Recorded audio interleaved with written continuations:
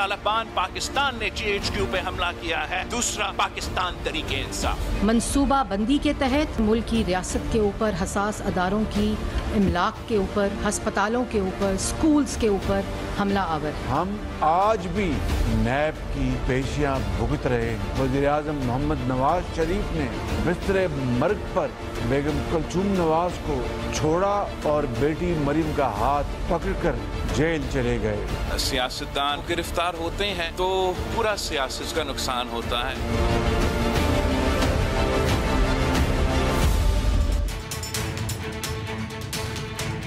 Programme बड़ी बात में खुशामदीद, मैं हूं सादुल हसन। नाज़रीन, मुल्क के सियासी मंजरनामे पर आज का दिन भी इंतहाई सनसनी और तहलुका खेज रहा।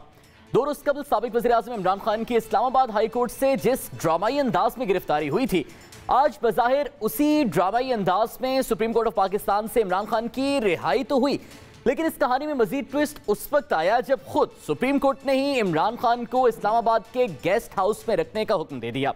और अब कल इमरान खान को एक बार फिर इस्लामाबाद हाई कोर्ट में पेश होना है, जहां सुप्रीम कोर्ट ही के हुक्म के मुताबिक जो भी फैसला आएगा वो इमरान खान को मानना पड़ेगा। इससे कल आज सुबह सुप्रीम कोर्ट में इमरान खान की गिरफ्तारी के खिलाफ दरखास्त की समाअत चीफ जस्टिस उमरता बंदयाल की सरबराही में जस्टिस अतर मिनल्लाह और जस्टिस मोहम्मद अली मंसर पर मुश्तमिल 3 रुकनी बेंच ने की।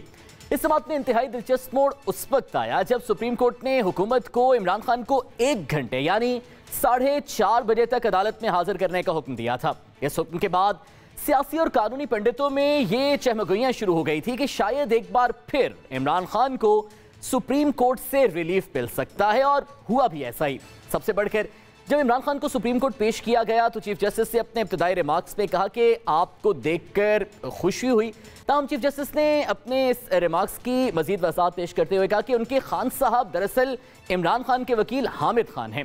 चीफ जस्टिस ने मजीद रिमार्क्स देते हुए कहा कि मुल्क में आप यानी इमरान खान की गिरफ्तारी के बाद तशद्दुद के वाक़यात हो रहे हैं, हम मुल्क में अमन चाहते हैं। जस्टिस अतर मिनल्लाह ने रिमार्क्स दिए कि आप खुशकिस्मत हैं, आपसे बदतर दूसरे रहनुमाओं के साथ सलूक हुआ है। इस मौके पर इमरान खान रोस्ट्रम पर आए और बयान रिकॉर्ड कराते हुए कहा कि मुझे हाई कोर्ट से अगवा किया गया, मुझ पर दहशतगर्दी समेत कई मुकदमात दर्ज हैं, मैंने कभी इंतशार की बात नहीं की, मैं इलेक्शन कराने की बात करता हूं, मुल्क को कोई नुकसान नहीं पहुंचाना चाहते, कारकुनान पुरअमन हो जाएं। जबकि इमरान खान ने इस मौके पर मुल्क भर में हुए इंतशार और नुकसान पर भी माजरत की, जिसके बाद चीफ जस्टिस उमरता बंदयाल ने इमरान खान को एक बार फिर यह मशवरा दिया कि वो मुखालिफिन से मुज़ाकरात करें। चीफ जस्टिस ने इमरान खान को मुखातिब करते हुए कहा कि बेशक आपको सियासी मुखालिफिन पसंद नहीं है, लेकिन उनके साथ बैठकर सियासी बातचीत करें। जिसके बाद चीफ जस्टिस ही ने इमरान खान को बनी गाला रिहाइश का जाने के बजाय इस्लामाबाद पुलिस के गेस्ट हाउस में रखने का हुक्म दिया और यह भी वाज़ेह किया कि वो कल हाई कोर्ट में पेश हों, जबकि वो जिन भी लोगों से मुलाकात करना चाहते हैं उसकी एक फहरिस्त सुप्रीम कोर्ट को फराहम की जाए, ताहम वो अपनी फैमिली के 6 मेंबरान को अपने साथ रख सकते हैं। चीफ जस्टिस ने यह हुक्म दिया कि वो बतौर सुप्रीम कोर्ट के मेहमान गेस्ट हाउस में रहेंगे। इमरान खान की गिरफ्तारी और बज़ाहिर रिहाई का कुछ हद तक तो ड्रॉप सीन हो गया, लेकिन सियासी मुहासराई में किसके इम्कान से मुतालिक अभी भी वाज़ेह तौर पर कुछ नहीं कहा जा सकता, बिलखुसूस जब हुकूमत का सुप्रीम कोर्ट पर एतमाद दिन ब दिन कमजोर से कमजोर होता जा रहा है। आज भी इमरान खान को अचानक बुलाने और बज़ाहिर रिलीफ देने के इम्कान पर हुकूमत शदीद से अख्फा हो गई और सुप्रीम कोर्ट पर यह इल्जाम तक आयद किया गया कि अगर अदालतें मुजरिमान को पनाह देंगी तो इनकी गिरफ्तारियां भी अदालतों से होंगी। अगर आप अदालतों को मुजरिमों की पनाहगाह बनाएंगे, दहशतगर्दों की पनाहगाह बनाएंगे, मुसल्लह जत्थों की पनाह बनाएंगे, तो वो फिर मुजरिम अदालतों के अहातों से ही गिरफ्तार होंगे। दूसरी जानिब तहरीक इंसाफ की जानिब से रियासती अमलाक पर हमले करने के इक़दाम पर इस वक्त भी मुल्क में सियासी और अस्करी क़यादत किसी तौर पर लचक दिखाने को तैयार नहीं है। कल हुकूमत ने इतलात दी थी कि कौमी सलामती कमेटी का अहम इजलास तलब किया था, जिसके मुलतवी किए जाने की इतलात भी हैं, जबकि हुकूमत ने कल वफाकी काबीना का इजलास भी तलब कर लिया है। आज वज़ीर ख़ारिजा और पाकिस्तान पीपल्स पार्टी के चेयरमैन बिलावल भुट्टो ने जारहाना प्रेस कॉन्फ्रेंस की, जिसमें तहरीक इंसाफ और कलदम तहरीक तालिबान का मुवाजना करके PTI के सियासी मुस्तकबिल से मुताल्लिक खदशात का इजहार भी किया। एक तरीके तालिबान पाकिस्तान ने GHQ पे हमला किया है और दूसरा पाकिस्तान तरीके इंसाफ। जहां तक मुझे याद है बलोचिस्तान में जिना के घर पे BLA ने हमला किया है और उसके बाद लाहौर का जिना हाउस पे पाकिस्तान तरीके इंसाफ ने हमला किया है। जबकि कौमी सलामती कमेटी का कल का मुलतवी होने वाला इजलास 16 मई को तलब कर लिया गया है। इमरान खान की गिरफ्तारी के बाद होने वाले हंगामे के रद्द-ए-अमल में तहरीक इंसाफ की आला क़यादत के पर उतरने का मिशन भी पूरी तरीके से जारी है। आज भी तहरीक इंसाफ के कई रहनुमाओं को हिरासत में लिया गया और अब ये लिस्ट तवील होती जा रही है। अब तक मरकजी क़यादत में शामिल शाह महमूद कुरैशी, असद उमर, फवाद चौधरी, उमर सरफराज चीमा, जमशेद इकबाल, अली मोहम्मद खान, एजाज चौधरी, कासिम सूरी, मुसर्रत जमशेद चीमा, मलिका बुखारी, फलक नाज सिजराली को हिरासत में लिया जा चुका है, जबकि हमाद अजहर, अलीमीन गंडापुर, यास्मिन राशिद समेत 80 अफराद के खिलाफ मुकदमा दर्ज किया जा चुका है और कभी इम्कान है कि इन रहनुमाओं को भी गिरफ्तार कर लिया जाएगा। इस तमाम तर सूरत हाल का मंतकी अंजाम क्या होगा और क्या मुल्क में इस अफरा तफरी को रुकवाने के लिए चीफ जस्टिस की ख्वाहिश पर एक बार फिर मुज़ाकरात का बाब खुल सकता है? तफसीली गुफ्तगू करेंगे। हमारे साथ स्टूडियो में मौजूद हैं पाकिस्तान तहरीक इंसाफ के रहनुमा शेख वक्कास अकरम। शेख साहब बहुत बहुत शुक्रिया वक्त देने के लिए। ये सब आज का फैसला हुकूमत तो सीधा सीधा कह रही है आपको रिलीफ मिला है, क्योंकि उनके ख्वाजा आसिफ ने कहा हमें तो 12-12 दिन सिर्फ एक कंबल रख के लिटा दिया जाता था हिरासत में और कोई रिलीफ नहीं मिलता था। रिलीफ है आपके लिए? देखिए, मैं ये समझता हूँ कि जो एबडक्शन हुई और जो हमारे देखने में जो एक गैर कानूनी गिरफ्तारी की गई जिसको हम एबडक्शन कह रहे हैं, उसके ख़िलाफ़ हम सुप्रीम कोर्ट में आए और सुप्रीम कोर्ट ने हमें इंसाफ दिया है और साथ ही सुप्रीम कोर्ट ने हमें कल वापस हाई कोर्ट में जाने का पाबंद किया है। हम वाज़े तौर पे पहले भी कह चुके हैं कि 150 से ज़ायद मुकदमात हैं। खान साहब इंसान हैं, जिन नहीं है जो एट अ टाइम 150 अदालतों में पेश हो सके। जितना उनके लिए इस मेडिकल कंडीशन में मुमकिन था वो हर जगह पे पेश होते रहे हैं। अदालत में पेश होने के लिए आए थे ना, कानून का एहतराम था। वहाँ से निकलते हुए लोगों ने कहा कि अगर आपको यकीन है कि आपको पकड़ लेंगे तो आप ना जाएं। आपने वो बयान सुना होगा ना? कहा नहीं, ऐसे नहीं, मैं जाएंगा, आप दिखाएं वारंट, मेरी लीगल टीम साथ होगी, मैं मज़ामत नहीं करूँगा। That's what he said. उसके बावजूद इस तरह ह्यूमिलिएट करने की कोशिश करना, ये विजुअल्स एक पार्टी के, ऐसी पार्टी के लीडर के पूरी कौम को दिखाना जिनकी फॉलोइंग जो है वो यूथ है, बच्चे नौजवान है, जो बहुत ज़्यादा जज्बाती है, बड़ा लगाव है उनको उनकी पार्टी से। इन बाकी पार्टियों की तरह नहीं है, नून लीग की तरह नहीं है, पीपल्स पार्टी की तरह नहीं है। मेरे इनसे बड़े करीबी ताल्लुकात रहे हैं, मैं इन लोगों के साथ रहा हूँ। मैं आपको बताता हूँ, मैंने लीडरशिप के मुंह से खुद सुना है कि जब इन पे बुरा वक्त आता था तो 90% पार्टी के MNAs और वर्कर छोड़ के भाग जाते थे। आप ये देखें कि भुट्टो साहब की फांसी के बाद यहाँ पे कितने को एहतजाज हुए थे। आप ये देखें कि मियाँ साहब जब बाहर गए तो क्या पाकिस्तान में कौन सी को आग लगी थी?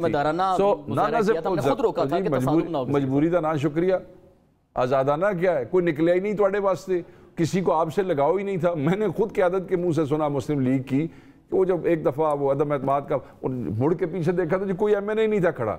भाई, नई लोग आपके साथ खड़े होते तो ये आपका इशू है। इस मुल्क में ऐसी एक लीडरशिप जो है वो पैदा हो गई है जिसने, हो सकता है लोगों को उनके तर्ज हुकूमत से इख्तलाफ हो, अपने वोटर्स को, और शायद वो उस वक्त इतने मुतमईन ना हो, मगर वंस ही वाज आउट अदम एतमाद के बाद तो सारी कौम कैसे निकली आपने देखा, पुरअमन तरीके से निकली। यहाँ पे मैंने सुना कि बिलावल भुट्टो जरदारी साहब ने कहा कि या TTP ने हमला किया था या PTI ने। आप इस मुल्क के 23 करोड़ अवाम के सबसे बड़े लीडर को आप दहशतगर्द कह रहे हैं? खैरियत है?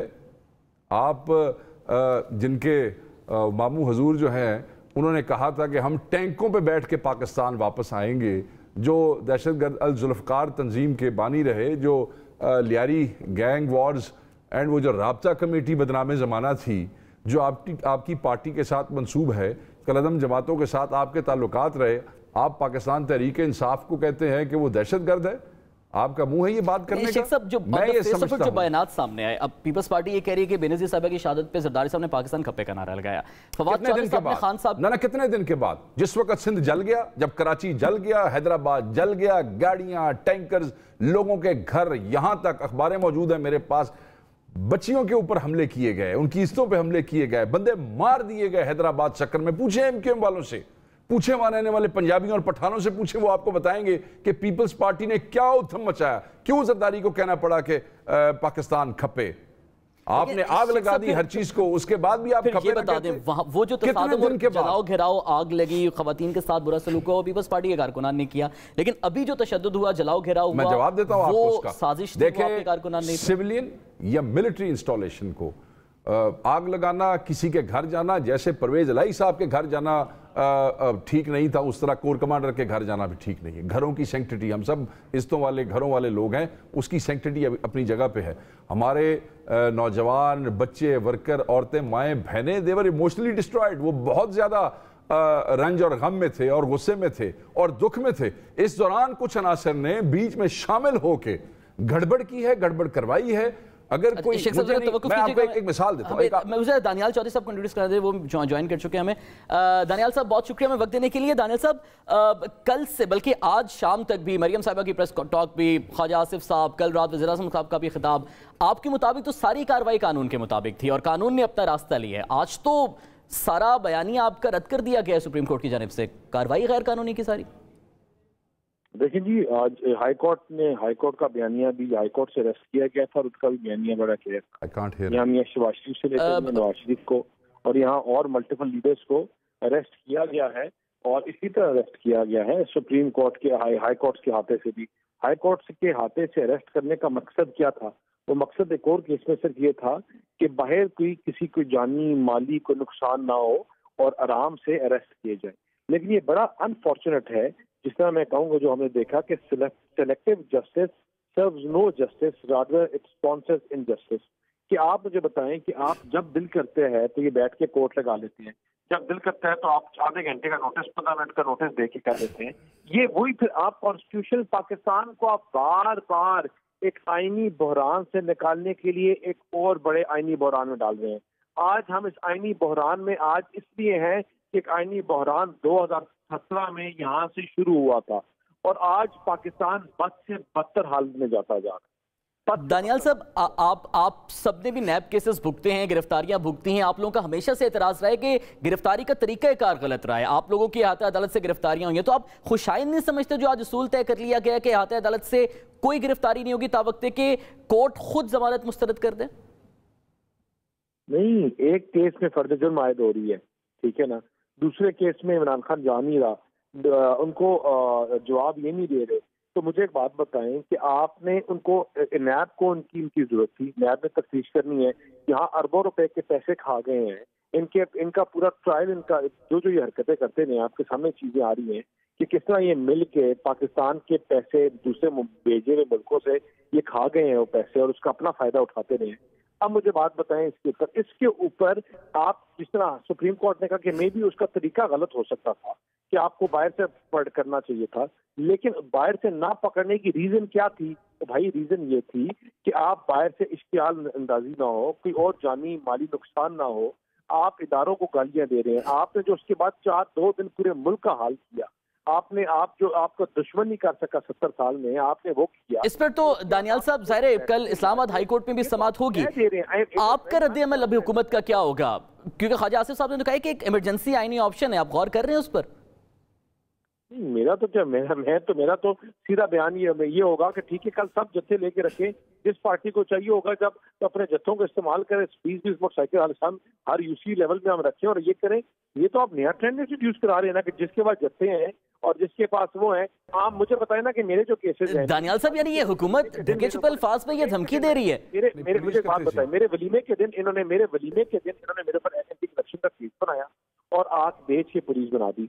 कल मैं भी जत्थे लेके चला जाता तो कहते गलत है, आज तक उसको भुगत रहे हैं, जेल काट ली, ना लेन ना देन। मुझे बताएं कि तब तो इंसाफ किसी को नहीं मिलता। जब इमरान खान की बारी आती है तो आपको ऑडियोज भी आ जाती है। इंसाफ रात 7 बजे 6 बजे हो रहा है फैसला, फैसले के डिसीजन जो 4 बजे सुनाया जा रहा है, वो ऑडियो रिकॉर्डिंग आपके सामने आ गई है। मुझे शेख वकास साहब से इसी पॉइंट पे जरा बात करनी थी, क्योंकि आज अदालत में भी ये बात डिस्कस हुई, सारे हुकूमत भी ये कह रही है कि एक्स्ट्रा ऑर्डिनरी रिलीफ ही मिला। देखें, कोई एक्स्ट्रा ऑर्डिनरी रिलीफ कोई नहीं है, ये बिल्कुल गलत बात है। नैब कोर्ट की क्या हैसियत है पाकिस्तान की सुप्रीम कोर्ट के सामने? पाकिस्तान की सुप्रीम कोर्ट इस मुल्क की सबसे बड़ी अदालत है। उसने ये समझा कि ये जो अरेस्ट था ये इलीगल था, उन्होंने इसको इलीगल डिक्लेयर किया और उनको रिहा कर दिया। End of the story. आपको रिलीफ अगर सुनना है तो वो मुझसे सुने। जिस वक्त आपको सज़ा हो जाती है और आपको 50 रुपए के स्टैम्प पेपर पे बड़ी छोटी एक लोअर कोर्ट के कहने उसके ऊपर आपको मुल्क से बाहर भेज दिया जाता है, और आप अभी सिर्फ डॉक्टर की पर्चियों के ऊपर बाहर बैठे हो, इसको रिलीफ कहते हैं। इसी मुल्क की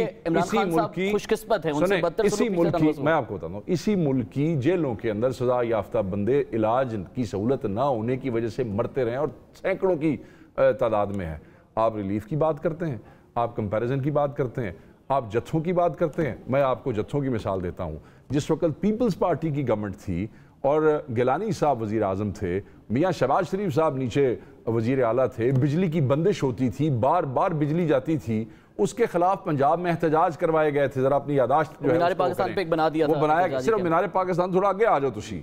हर जिले के अंदर एहतजाज हुआ, जिलों में ट्रेनें जलाई गई, पुलिस की चौकियां जलाई गई, लोगों के घर जलाए गए, वापडा के दफातर पे हमले कराए गए, सुई गैस के दफातर पे हमले करवाए गए। और इसी तरह जैसे 10 मई को हुआ है, 9 मई को हुआ है, अचानक ही पुलिस गायब हो गई थी पंजाब की, अचानक। नहीं, वो तो किसी ने कि हम गोलियां तो नहीं चला सकते शहरियों पे, वरना फिर आप कहते हैं कि निहत्ते शहरियों पे गोलियां चला दी सीधे। बात गोलियां चलाने की नहीं है।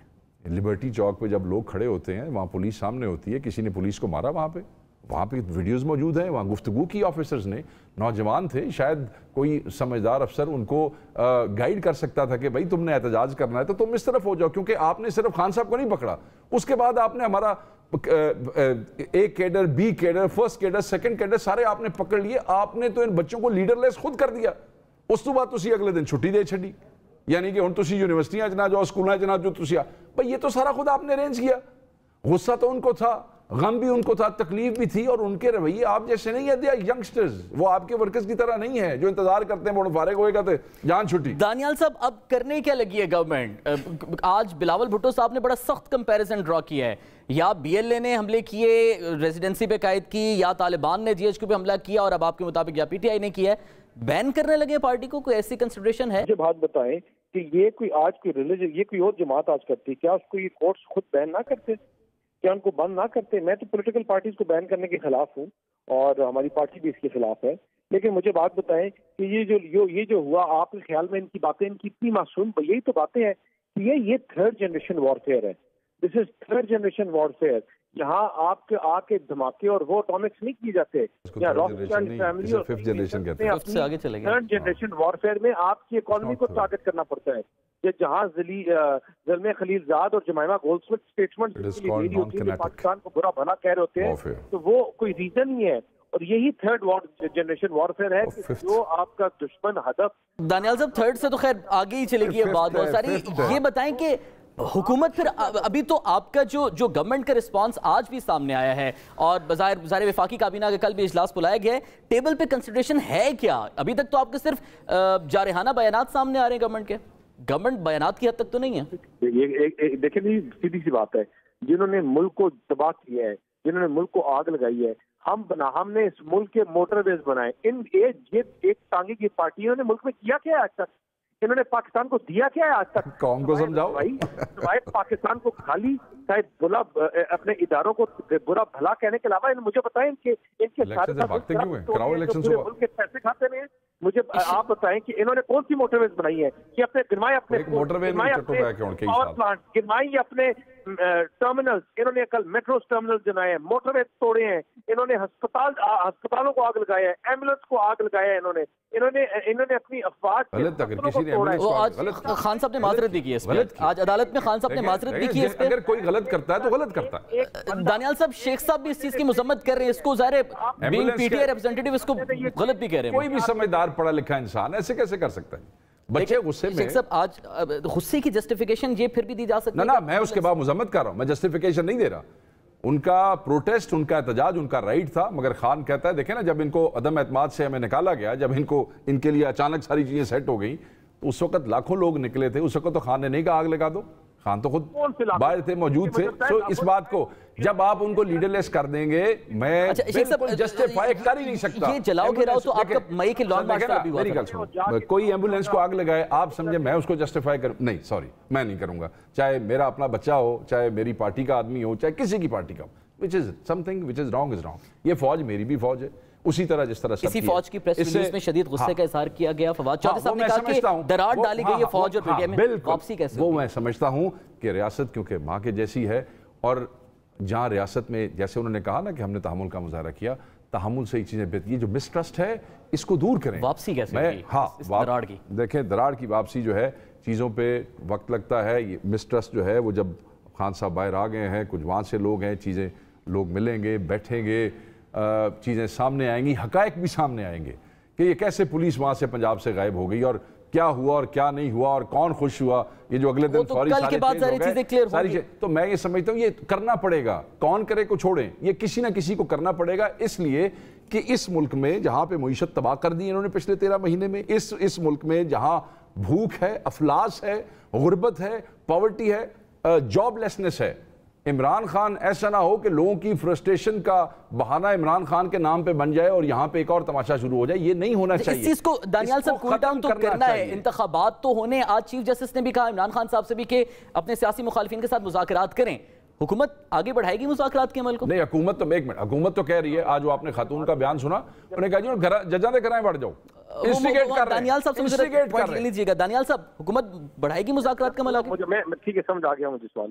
पूरा मुल्क जब डूबा हुआ था, आप जब लोग दुनिया पाकिस्तान की मदद करने के लिए कर रहा था, तब इन्होंने not a single word for economy from them. तब ये क्या बात कर रहे थे, पाकिस्तान को जलाओ, गिराओ, पाकिस्तान के ऊपर हमला करो। इमरान खान आप उस बंदे के साथ आप बात करने का कह रहे हैं जिसका कॉन्सेप्ट सिविल नाफरमानी के ऊपर है, जो पहले जब आज से 8 साल पहले भी उसी चीज के ऊपर था और आज भी उधर है कि मुल्क को पिछले 13 महीने दी का माइंडसेट क्या है कि he wants civil war in the country. Daniyal साहब, आज जब चीफ जस्टिस साहब ने खुद कह दिया, मौजूद चीफ जस्टिस ने खुद कहा है, he doesn't want civil war, he wants election।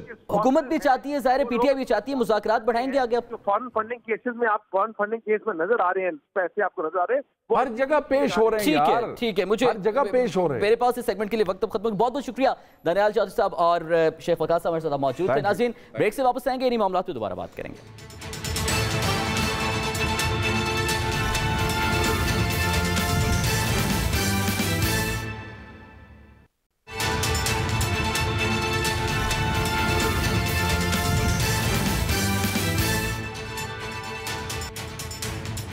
Welcome back to the show नाज़रीन। आज सुप्रीम कोर्ट के फैसले पे बात करेंगे। हमारे साथ मौजूद है माहिर कानून असद रहीम साहब। असद साहब, बहुत बहुत शुक्रिया में वक्त देने के लिए। असद, सियासी राय और तनकीद तो ज़ाहिर है तज्ज़िया अपनी जगह। इस्लामाबाद हाई कोर्ट ने गैर कानूनी करार दे दी, तो सुप्रीम कोर्ट ने गैर कानूनी कैसे कर दी अगर इस्लामाबाद हाई कोर्ट ने कानूनी कहा था, ये सब अपनी जगह। आप कानूनी तौर पर आज के फैसले को कैसे देख रहे हैं? जी बहुत शुक्रिया, और सवाल आपका बहुत अच्छा है।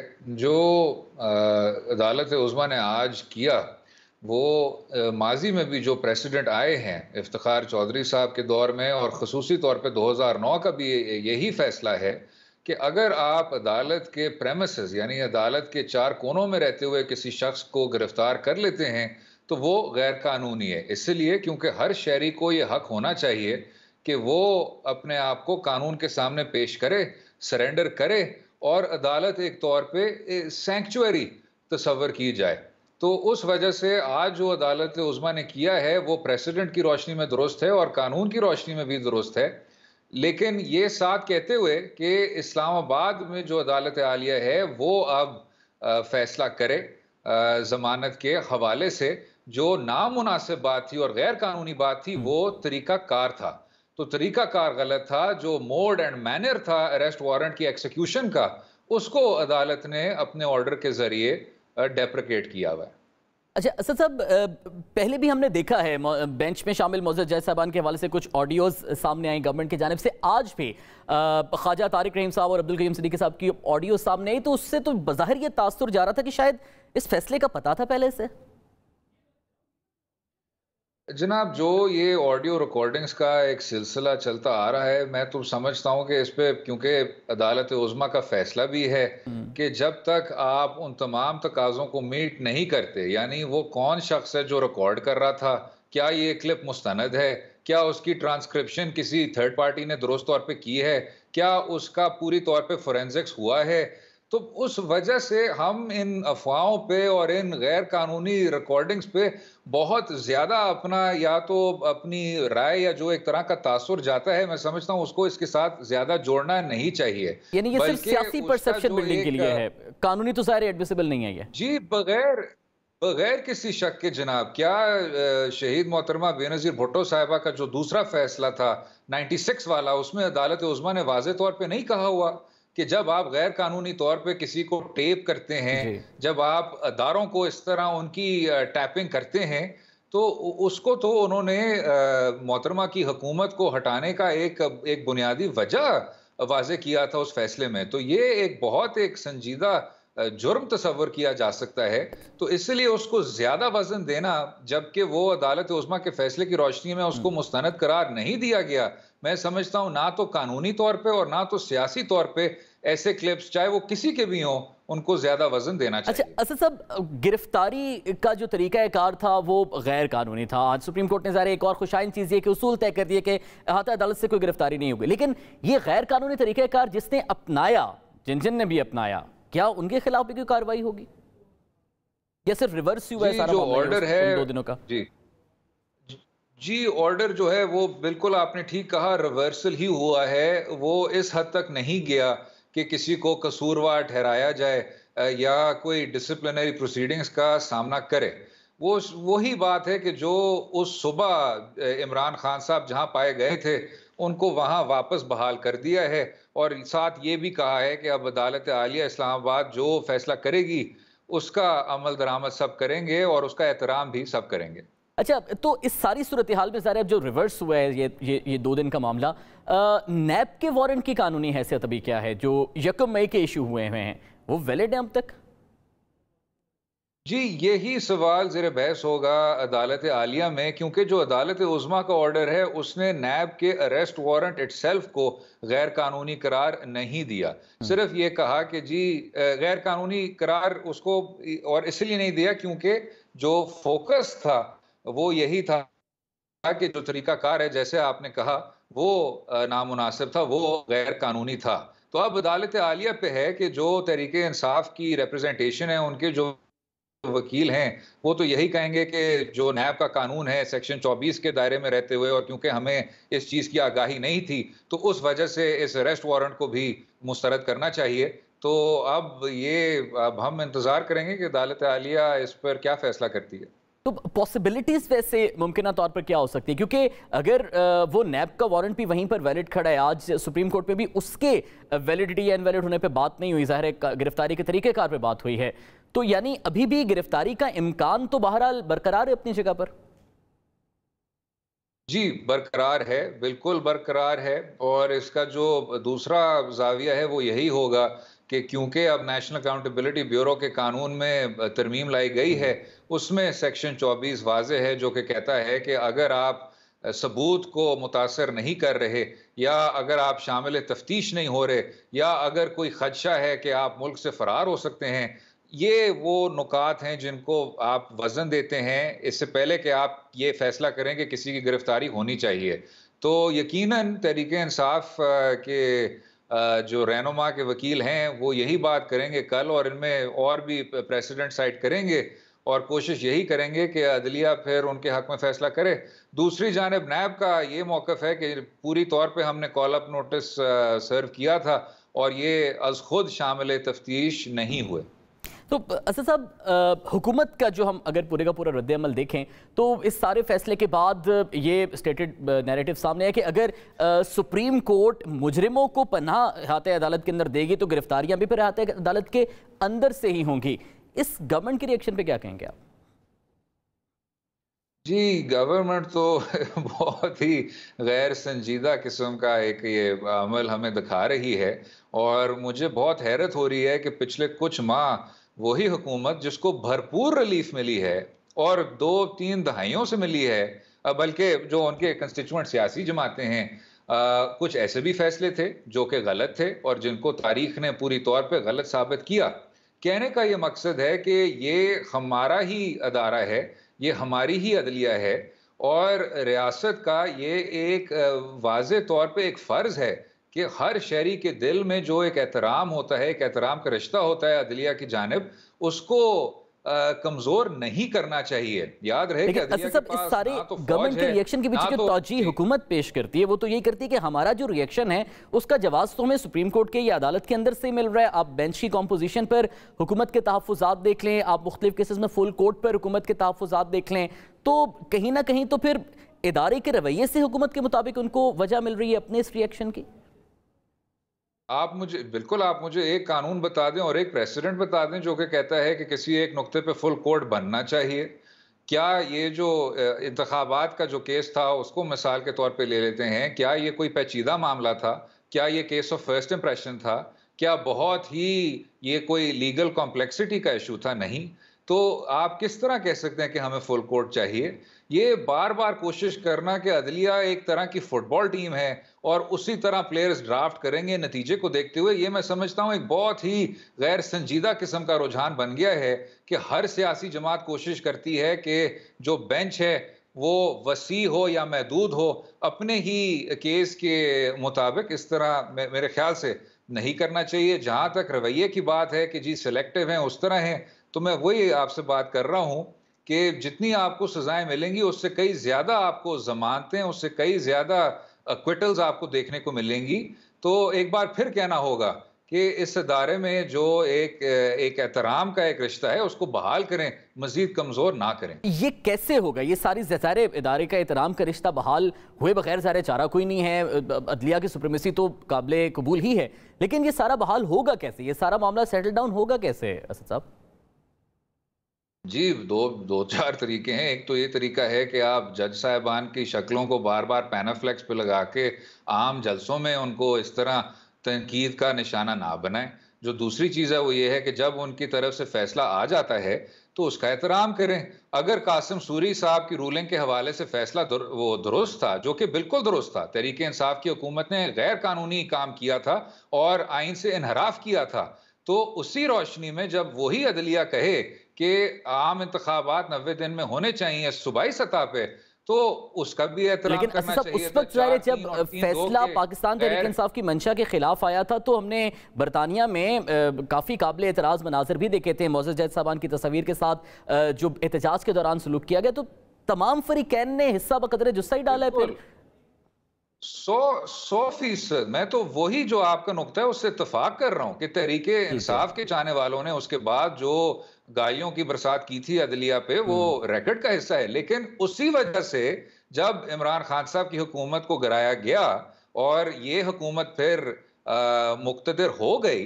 तो यही जो पीडीएम की डिस्पेंसेशन है ये मुड़ के नहीं कह सकती कि 90 दिन में इंतखाबात नहीं किए जा सकते, क्योंकि हमें इस अदलिया पे एहतराम नहीं है। ये एक बहुत खतरनाक एक ट्रेंड है और एक तासुब। बहुत बहुत शुक्रिया असद रहीम साहब हमारे साथ मौजूद थे इस सारे केस पर अपनी कानूनी राय से में आगाह करें। नाज़रीन, ब्रेक से वापस आएंगे, कुछ मुआशी मामला हैं जिन पर बात करेंगे।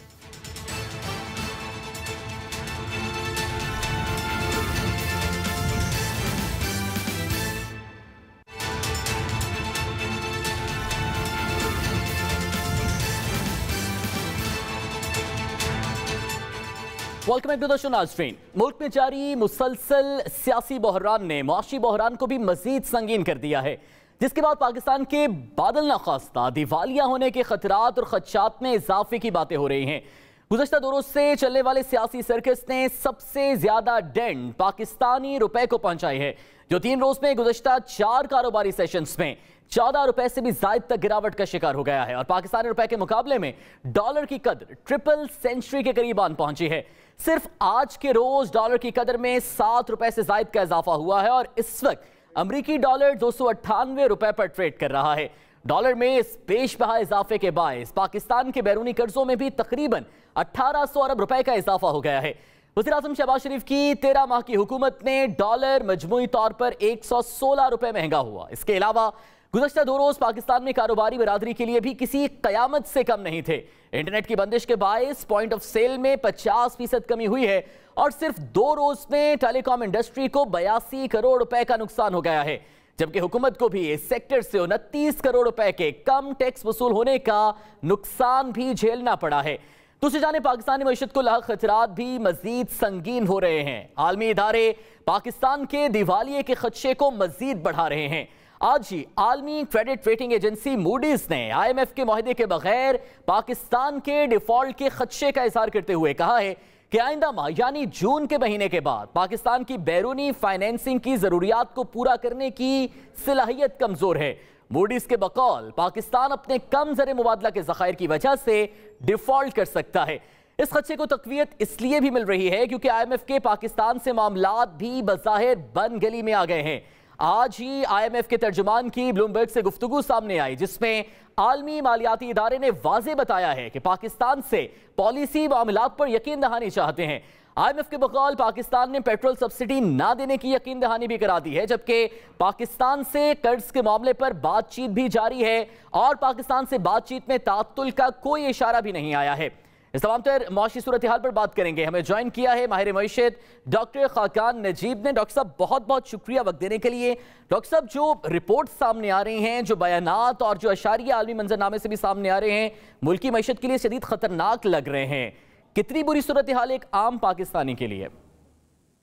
देखिए, आम पाकिस्तानी के लिए तो सबसे ज़्यादा आप ये समझिए कि 48.1% की फूड इन्फ्लेशन है और 36% की जो जनरल इन्फ्लेशन है।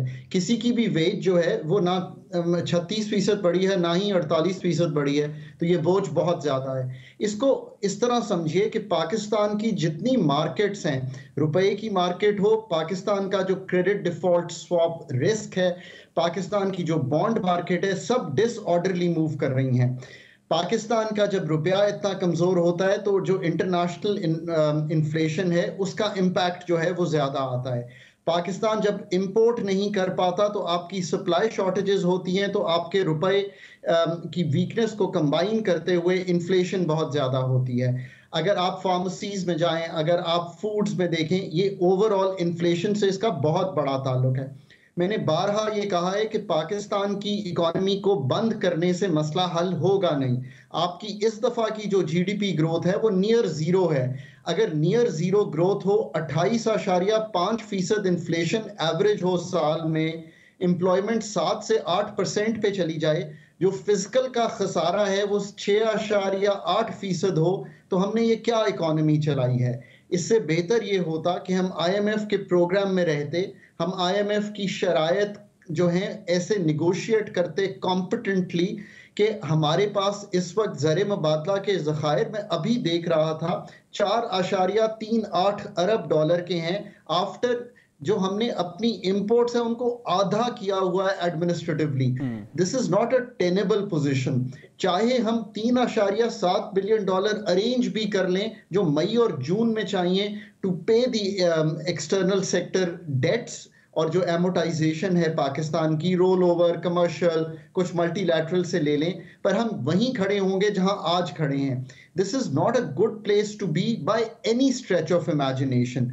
पाकिस्तान की इकॉनमी को अनक्लॉग करने का शॉर्ट रन में तरीका डॉलर लिक्विडिटी क्रंच को तोड़ने से ताल्लुक रखता है। हम उसको तोड़ने की बजाय इंपोर्ट्स को तोड़ रहे हैं और एडमिनिस्ट्रेटिवली तोड़ रहे हैं, और सारी जो मार्केट्स हैं वो आपको पाकिस्तान का हाइटेंड डिफॉल्ट रिस्क दिखा रही हैं और लोग डॉलराइजेशन में जा रहे हैं। ये तो यानी पहले से आजमाया हुआ डार फार्मूला ये ना जो डार साहब दोबारा आके चला रहे हैं। So this is not a pretty picture by any stretch of imagination. डार साहब ने 13-16 का प्रोग्राम किया है, चूंकि मैं उस वक्त भी मौजूद था, मैं इस प्रोग्राम में भी मौजूद था। हमें इस प्रोग्राम को चलाना चाहिए, हमें इस प्रोग्राम को कंप्लीट करना चाहिए, हमें अपनी डॉलर लिक्विडिटी क्रंच से निकलना चाहिए, हमें अपनी इन्फ्लेशनरी स्पाइरल को तोड़ना चाहिए, हमें एक बजट की प्रिपरेशन करनी चाहिए जो बहुत फिस्कली रिस्पॉन्सिबल बजट हो, जिसमें रिफॉर्म, पेंशन का रिफॉर्म, एक्सपेंडिचर्स का रिफॉर्म, स्टेट ओन्ड एंटरप्राइजेस को जो खर्चे हो रहे हैं उनका रिफॉर्म वो दिखाई दे। पाकिस्तान अनटेनेबल सिचुएशन में है इकोनॉमिकली, इसको हमें वीक रिस्पॉन्स से टैकल नहीं करना चाहिए। मैंने आज ही डॉन अखबार में एक आर्टिकल लिखा है इस पे। पाकिस्तान का जो बजट है, पाकिस्तान के जो फाइनेंसेस हैं, अगर उनको रिपेयर नहीं करेंगे तो 240 मिलियन लोगों पर जो बोझ मैंने अभी आपको एक्सप्लेन किया है वो बढ़ जाएगा। एक तो इशू ये ना कि हमने ज़ाहिर माजी में भी, और आप ज़ाहिर बहुत बेहतर तज्जिया कर सकते हैं कि सियासी फ़ायदे के लिए हमने लॉन्ग टर्म जो मुआशी मुल्क की स्टेबिलिटी है उसको किस हद तक हमने डेंट पहुंचाया या नुकसान पहुंचा। अब एक जानिब हमारे सामने बयानात आ रहे हैं कि जी बजट में रिलीफ देने की बातें हो रही हैं, तनख्वाहों की मद में, सब्सिडीज की मद में। ब्लूमबर्ग ये कह रहे हैं कि IMF को यकीन दहानी कराए कि कोई सब्सिडी नहीं दी जाएगी। बजट कैसे एक्सपेक्ट करे फिर आम पाकिस्तानी? तो आपने बहुत सही बात सामने रखी है। हमने अभी पहले जो गुफ्तगू की उसमें शॉर्ट रन का बड़ा क्लियर जायजा लिया और कुछ तजावीज़ रखी सामने कि इसको अनक्लॉक करके सप्लाई साइड को बेहतर करके कैसे इकोनॉमी को चलाया जाए। अब आप ये देखिए कि बजट जो है पाकिस्तान का, वो हमारे जो लॉन्ग टर्म फंडामेंटल्स ब्रोकन हैं उनको रिपेयर करते हुए दिखाई देना चाहिए। उसमें आपको दिखाई देना चाहिए, मैंने आज बहुत क्लियरली लिखा है कि पाकिस्तान का जो खसारा है वो 7-7.5% पर चल रहा है पिछले 5 साल से। क्या ये टेनेबल पोजीशन है? आपने FRDLA जो हमारा डेट लिमिटेशन एक्ट है उसमें ये लिखा कि हम इसको 3.5% से ऊपर नहीं करेंगे। हमें इस करेक्शन को दिखाई देना चाहिए। रिलीफ बेहतरीन वो होती है जो इनकम सपोर्ट प्रोग्राम के थ्रू टारगेटेड हो। रिलीफ बेहतरीन वो होती है जो इन्फ्लेशन, जो सबसे बड़ा टैक्स है, उसको नीचे लाए। रिलीफ वो होती है जो मुल्क की मईशत की ग्रोथ को चलाए। ये 3 हैं जो एक्चुअल रिलीफ्स हैं। हमें इस पैसे की रिलीफ से और फंडेड फॉरेन फंडेड ग्रोथ से निकल जाना चाहिए। इस बजट डॉक्टर साहब, ये जिन इकदामात का और सारे जिन तजावीज़ का आप भी जिक्र कर रहे हैं, इसने तो हमें फ़ायदा, अगर इन पर अमल दरामद कर लिया गया तो आने वाले वक्तों में पहुंचाना है। लेकिन जो अभी सूरत हाल चल रही है, अब जैसे गुज़श्ता 2 रोज़ में जो इंटरनेट शटडाउन और सोशल मीडिया साइट्स बंद हुई, उससे जो टेलीकॉम सेक्टर को नुकसान पहुंचा 82 करोड़ रुपए से ज़ायद, गवर्नमेंट तो अपने फैसलों से मईशत के पैरों पर कुल्हाड़ी मार रही है। आप सही कह रहे हैं। देखिए, मैंने इस पे तो I have had a 12-month view which is very clear and my view is कि पाकिस्तान में चार्टर ऑफ इकोनॉमी नहीं साइन किया जा सकता बिकॉज हर पार्टी खुद अपना मैनिफेस्टो देना चाहेगी। हर पार्टी अपने जो ज़राए हैं उनको बेहतरीन तौर पे इस्तेमाल करना चाहेगी। बट हर पार्टी, और ये मैच्योर लोग हैं, and you know I can say this because I worked with all of them, इनको एक चार्टर ऑफ सर्टेनिटी तो साइन करना चाहिए ना। इस्टेब्लिशमेंट, जुडिशरी, जितने बड़े हैं मुल्क के, जितने वो लोग हैं जो बाशऊर लोग हैं, वो उनको ये तो मालूम है कि charter of certainty in terms of the election cycle जो है वो तो सामने लाना पड़ेगा आपको। वो क्यों लाना पड़ेगा? अगर मल्टीलैटरल से पैसे लेने हैं, बायलैटरल से पैसे लेने हैं, दोस्त ममालिक UAE, कतर, KSA, चाइना से पैसे लेने हैं, तो आपको एक इलेक्शन साइकिल, सो दैट वो भी प्लान कर सकें कि पाकिस्तान की जो फंडिंग नीड्स हैं अगले 3 से 6 माह की, वो कैसे फंड होंगी और वो कौन सी हुकूमत होगी जो उनको लेके चलेगी। डॉक्टर साहब, फिर आपको अपने माहिर माशी तज्जिए में IMF प्रोग्राम कब तक फिर मुकम्मल होता नजर आ रहा है? बजट से पहले या बजट के बाद? और इस तातुल की वजह अब तक क्या सामने आ रही है? क्या ये तहफ्फुज़ात हैं कि वो पैसे इलेक्शन पे लग जाएंगे? ये आपका बहुत अच्छा सवाल है। देखिए, पाकिस्तान और IMF में एक ट्रस्ट का जो फुकदान है वो इस वक्त पाकिस्तान को यहाँ ला के खड़ा कर दिया है उसने।